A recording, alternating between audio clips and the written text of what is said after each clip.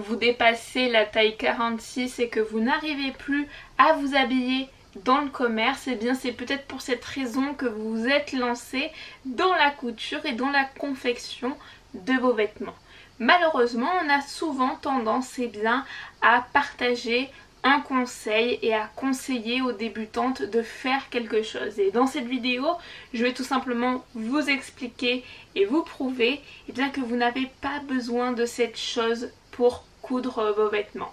Alors il va falloir rester jusqu'à la fin de cette vidéo, mais avant d'aller plus loin, n'oubliez pas que j'ai créé maintenant depuis 1 an un club couture spécial pour les femmes rondes, et si vous n'êtes toujours pas inscrite, vous ratez la chance de pouvoir recevoir dans la semaine des emails avec des conseils, des astuces couture, des promos sur mes formations et pas mal de privilèges dont vous ne pouvez pas forcément avoir accès si vous êtes abonné uniquement à cette chaîne YouTube. Donc si ça vous intéresse, je vous invite à cliquer dans le premier lien que je vous mets en barre de description. C'est gratuit, c'est un club qui est fait pour les femmes rondes et vous pouvez vous désabonner à tout moment. Maintenant on va commencer avec le sujet de cette vidéo. Alors qu'est-ce que c'est que ce conseil qu'on a souvent tendance à transmettre aux débutantes qui se lancent en couture?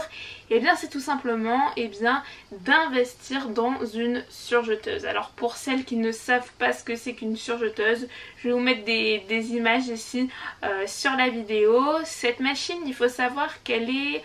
On va pas dire qu'elle est indispensable, mais c'est toujours bien d'en avoir une à la maison. Pourquoi? Parce qu'elle va permettre tout simplement d'arrêter l'effilochage d'un tissu, d'accord? Et de cette façon-là, vous allez pouvoir avoir de belles finitions à l'intérieur de vos vêtements. Ça va faire pro et propre.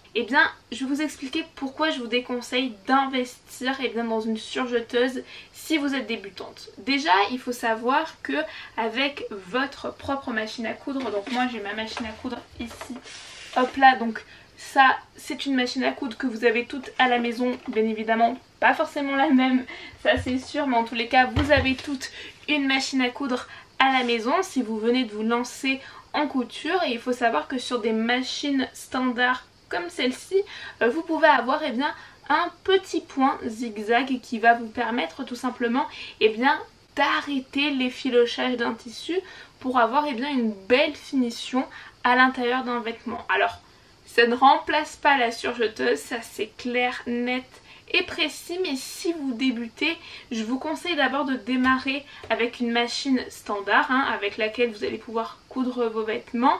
Pourquoi?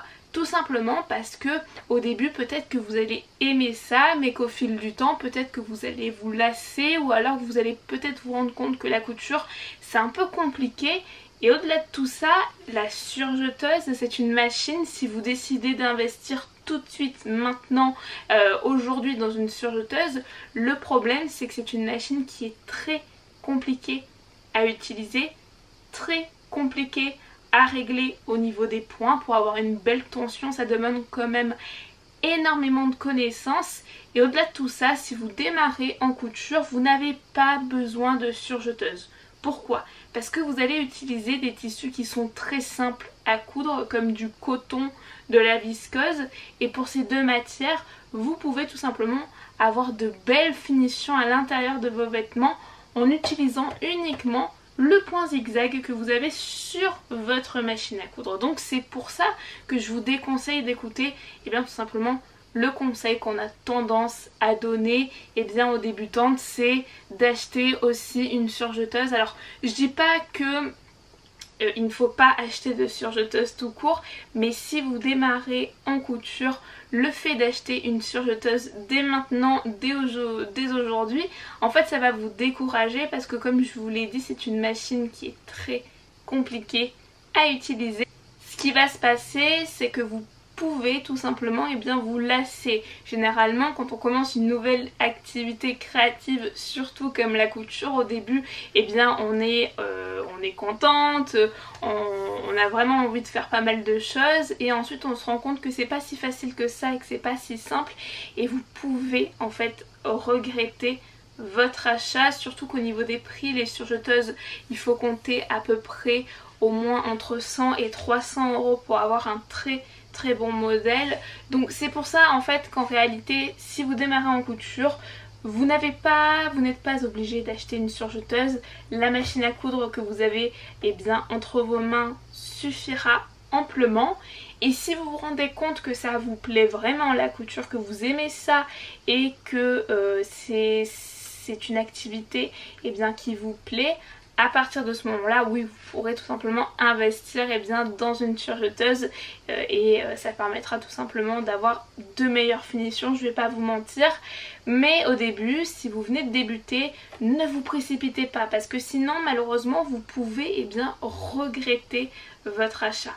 Du coup, qu'est-ce qu'il faut retenir dans cette vidéo? C'est-à-dire que si à l'heure actuelle vous venez de vous lancer dans la couture, que vous avez du mal justement à trouver des vêtements dans le commerce et que vous vous êtes dit écoute, voilà, je vais coudre mes vêtements, je sais que j'ai pas mal de femmes qui font pas mal d'accessoires et qui se sont lancées récemment dans la couture dans leurs vêtements parce que vous n'arrivez plus à trouver des modèles sympas, tendance et à votre taille au-delà du 46 dans les magasins, la couture ça peut être une très belle option, mais ne vous précipitez pas dans l'achat d'une surjeteuse au début. Ça ne sert à rien, vous avez des matières qui ne vont pas trop s'effilocher comme je vous l'ai dit, le coton, la viscose, avec un petit point zigzag sur votre machine, ce sera parfait, ce sera nickel et ça passera. Et ensuite au fil du temps, si vous voyez que vraiment c'est quelque chose qui vous plaît, là oui vous pouvez tout simplement investir dans une surjeteuse, mais pas au tout début parce que comme je vous l'ai dit auparavant, vous pouvez tout simplement regretter votre achat parce que pour utiliser une surjeteuse quand on est débutante, j'ai envie de vous dire courage, bon courage, parce que je sais que moi quand j'ai démarré et quand j'ai débuté la couture il y a 7 ans en arrière, je peux vous dire que mes premiers pas avec la surjeteuse c'était très compliqué, ça peut très vite décourager qu'autre chose. Donc voilà pour cette vidéo, pour moi c'était très important de vous partager mon point de vue là-dessus. Vous pouvez m'expliquer votre point de vue à vous en commentaire et moi je vous retrouve à très bientôt.